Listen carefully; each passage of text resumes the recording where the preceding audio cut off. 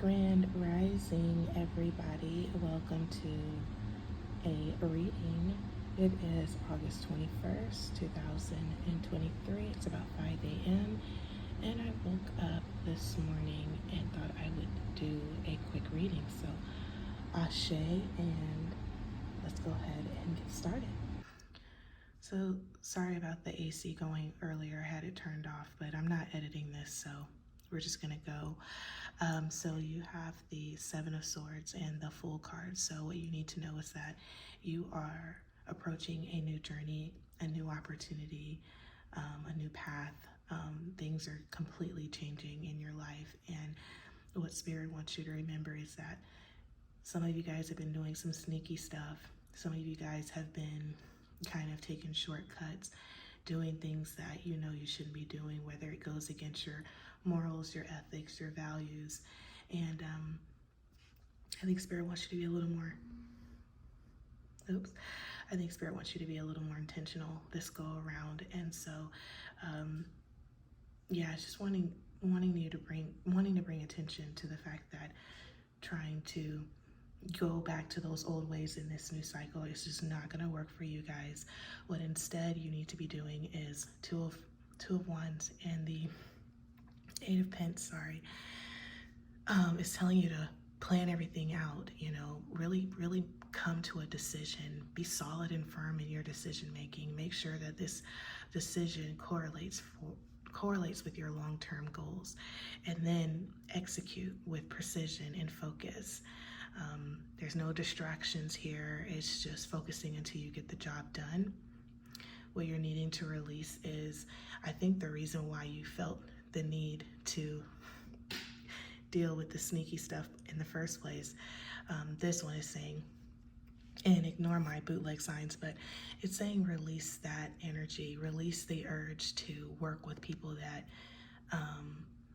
showed you your true colors. I think some of you guys were in codependent situations, whether it was a romantic relationship or working relationship. It was very toxic. And so this card is asking you in this position to release toxic habits, release toxic relationships in this new cycle. And what you want to be focusing on is just your idea. I love Page of Wands for this placement because it's almost like a card. Like, okay, roll with me real quick. You know how like when we were kids and we would play dress up, and one day we would dress up as a doctor, and the next day we would dress up as a ballerina. And in that moment when we were dressing up, like, we exhibited all things doctor or ballerina. You could not tell me I was not a ballerina when I was in my ballerina outfit. And there's a level of conviction and a level of intention specifically, and that vibration that just causes you to really put yourself in the shoes of a ballerina without you even having had been one. And this card is saying to contemplate your life, the life that you want without actually physically being in it. And that's really how you manifest. So if you can take time during this cycle or this season of your life to really focus on what that looks like, what that feels like. If you could play dress up and be that version of yourself, what would that version of yourself do? How would that version of yourself talk? What would that version of yourself drive? What kind of house does that version of yourself live in? Like, Spirit is really asking you to basically play dress up and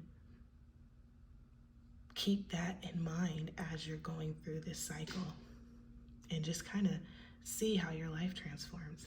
The energy that you want to focus on is consciousness. Consciousness is deliberate, it's intentional. Consciousness means you're aware. It's a beautiful word, self-awareness. Being aware of where you are, being aware of how you feel, being aware of your situation, being aware of where you are physically, mentally, spiritually. And then paying attention to your thoughts, your feelings, and emotions in those places, and make the decision that aids your best self in every aspect of this journey. The goddess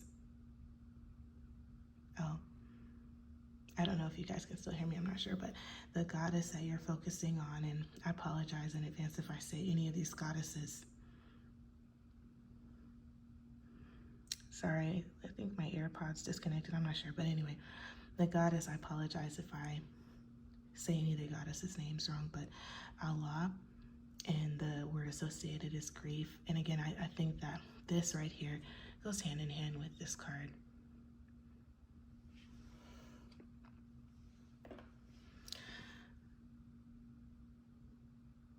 Yeah, sorry, I don't know if my my audio is going in and out. My AirPods are acting weird. I don't know what's going on. But anyway, this is the card that I was saying is associated with this card here. And whatever you were experiencing in your previous cycle, I feel like the energy of grief is something that you just need to let go. I think grief is going to be a big distraction to you. So Spirit is asking you to learn to essentially rise above it and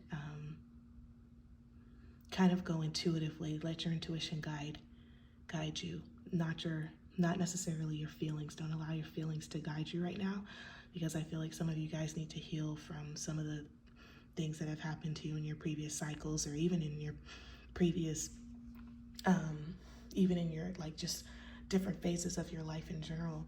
You know, some of you have some healing to do. So until you can do that, don't rely on your emotions to guide you, and instead go with your intuition.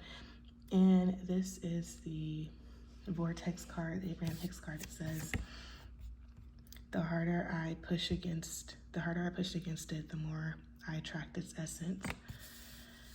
It says, when you find some unwanted thing that you want to shout no at, shout briefly and then turn your attention to the thing you do want. Any attention to anything is a practicing of the vibration that will bring it unto you. So focus on the things that you want. Again, contemplating, Page of Wands. This card goes hand in hand. What a beautiful pair.